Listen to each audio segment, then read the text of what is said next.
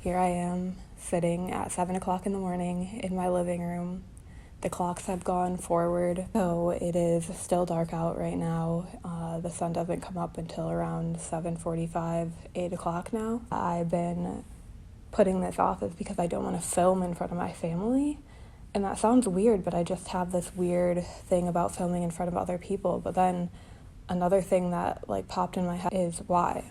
Why are you afraid to have your family members walk in on you filming when they've seen you do way cringier things? And life is too short to feel self-conscious and to not do the things that you want to do because you're afraid of other people seeing you. And I don't know, there's just so many things. Life is just way too short for life is too short for you to be afraid of being yourself, of doing the things that you want to do.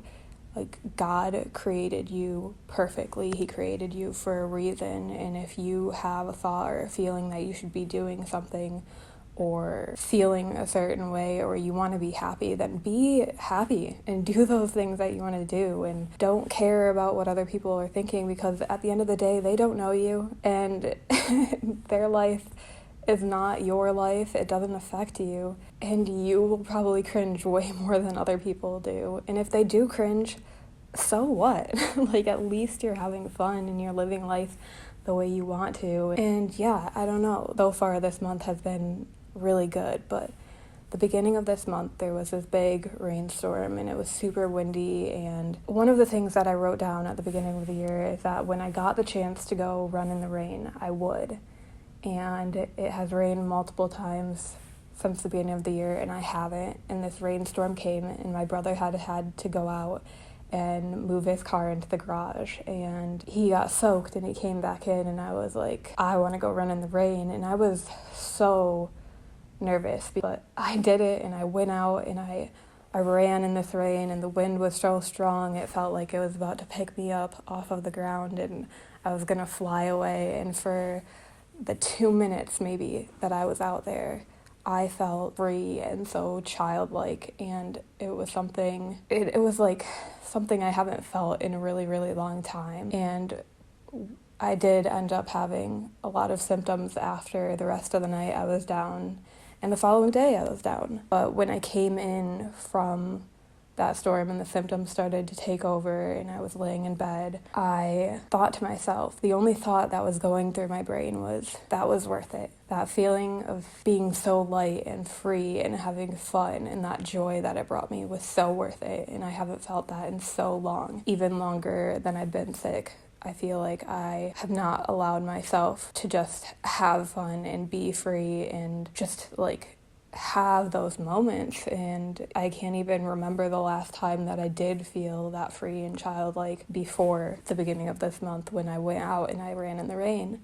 And that's so sad to me, because I feel like that's something I should be feeling often. A lot of my life these past three and a half years have been based in the fear of having a setback. And I think in that mind process, I have put myself in a point where I don't allow myself to take risks or do things that I want to do because I am afraid that it's going to end me up in bed. But I was thinking about it and I was like, I have two options. I can take risks. I can try to have as much fun as I can while I'm working and have that potential flare up that ends me up at square one. Or I can do what I did last time, where I only do the hard work trying to get better and I don't take risks and I don't have fun, and then I still end up having that setback.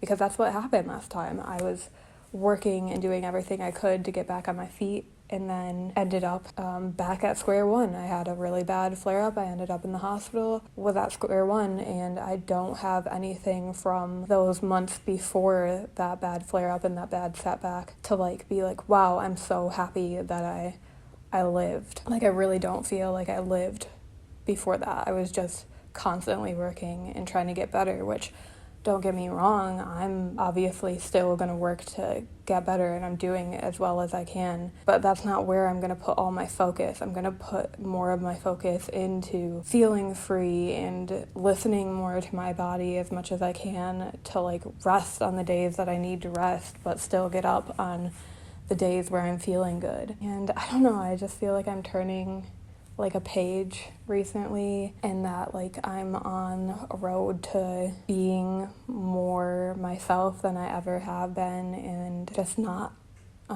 caring as much, I guess. I don't think I've talked about this yet this year in any of my videos, but at the beginning of the year I always set like a word or a phrase or an intention to kind of live by for that year. And this year my phrase was flowing discomfort, which for me, the flowing part means not planning things out and just kind of going wherever I feel like God is taking me and indulging in that and not feeling like I need to control everything, because I'm a big planner. I even had this big plan for how I was going to do March, which I talked about in my last video.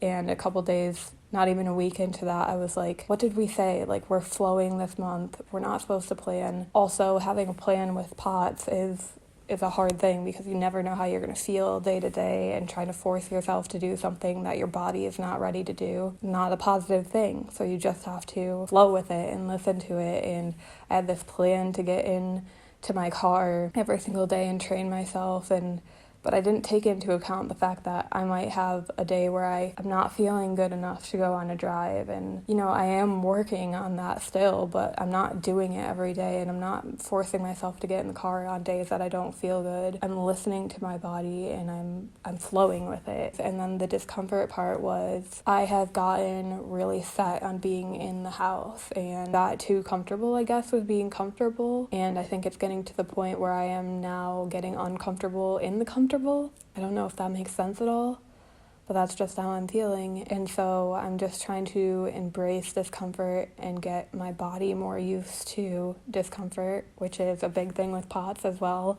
It's just retraining your body how to be uncomfortable and how to deal with itself in those situations, because it doesn't react right. So it's kind of more of a double meaning of learning how to retrain my body to deal with discomfort, and also embracing life in the uncomfortable things that come with it, and being a little bit more cringy. I don't think cringy should be a word. I think being cringy is just having fun and being a little silly, and so I'm gonna spend more time outside, and I'm gonna take more risks, and I'm gonna love more openly and laugh more and dance and do yoga and do all the things. And yeah, that is where I'm at right now, and I don't know, I guess that's all I have to say for right now. Trees aren't green, the ocean is gray, sky is a vague blue, come my way. My room is a mess, it could use a hand. My favorite TV shows to capture in. I know must get it right, must get back in the fight. This can't be a surprise, I think I let it slide. This is what I have been doing as my workout for the past month. I have indeed became a certified builder. So you may be thinking to yourself right now, Jenny, isn't doing woodwork with pots like not the greatest idea? And to that, you might be right in some senses, but I have actually found that there are some pluses on it. One, I can do it whenever I want to, and on the days that I'm not feeling good, I don't do anything at all. On the days I am feeling good, I can just work on it until I get the slightest little inkling that I'm gonna start having some symptoms, and then I just stop for the day. So it's really nice to be able to have something that I can have no pressure that I need to get done right away and work at my own pace on. Two, it gets me out of the house a little bit, or out of the house and away from screens. I've found that I have been going to my phone a lot, especially this month, and my screen time is getting insane. So this is what I've been doing to kind of get away from my screen a little bit more. And then third is that I've actually found, surprisingly, I can do a lot of it sitting down, where it's something I don't need to do standing up. The first week was really hard because I don't normally use my arm muscle that much anymore these days. So my arms were really, really sore. But now that I've been doing it, it's becoming a lot easier. and I can do a lot of it sitting. The only thing that I have to do standing really is like cutting, and those are the days where I do a lot shorter of amount of time working on it, obviously, because standing is hard. So like those days I normally spend like 30 minutes per day working, and it's taking me a lot longer than I ideally would want. Before getting POTS, I would have just pushed myself to get everything done within like 1 to 2 days, because that's just how I am. But I am learning patience with POTS, and especially with woodworking. Over the past 3 years, I feel like I've learned a lot about patience, but specifically with this project, I've learned how important it is to go slow and intentionally, because every single time that you try to speed up, you end up making a mistake, and those mistakes, even if they're really small, can end up taking you hours of time to resolve. My first woodworking project, which I don't think I showed you guys, that one took me a month and a half, and it's not even half as complicated as what I'm making right now. But again, first project, and there were just like a lot of problems. It's definitely, you can tell that it was made by somebody who's never made anything before, because there are a lot of flaws on it. But I was really proud of myself for getting out of my comfort zone and making it in the first place. So right now I'm making 2 desks and a little bench that will go in between them for a room that's in our house, so that I can also get out of my room more within the house. And that has been basically what I've been doing most of the time this month for my workout, because for me it is a lot. So that's why I've been just doing a little bit of stretching in the morning, or like a really light Pilates, and the rest of the time I'm working on this. So I'm gonna try to drill some stuff by myself. Yesterday my brother helped me drill some things, because I am a weakling now. I am trying to build my strength, but it is taking time.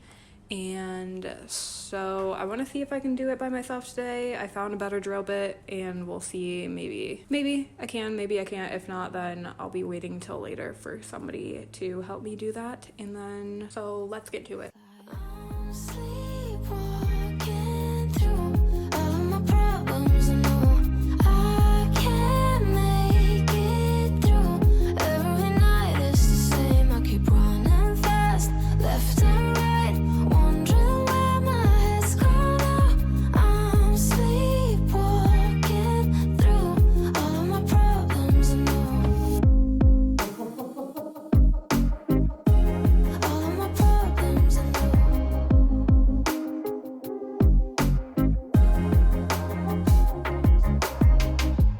Where did it go? The feeling of thirst, desire to be a rock in my heels. I'm numbers of poison.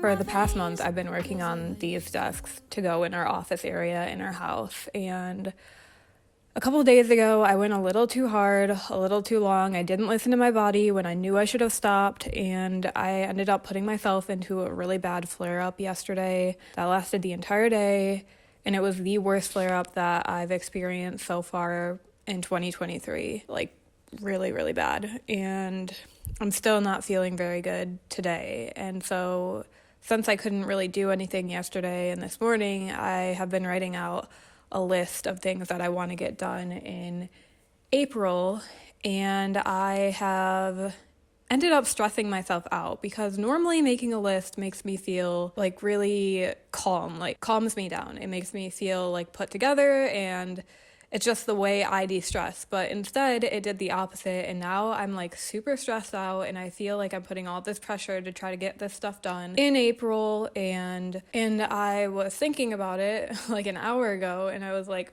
there's still 4 days left in March. Why am I trying to push this all into April when I have 4 days left in March that I could be using to get some of these things done on the days like when I feel good enough to get them done? And I don't know why I was thinking, let's push this all out until April when I still have days this month to get it done. I think I just think of April as like the start of spring cleaning, decluttering, all of that, and that's what a majority of my list is. And so I was just like, let's just wait till April, which doesn't make sense.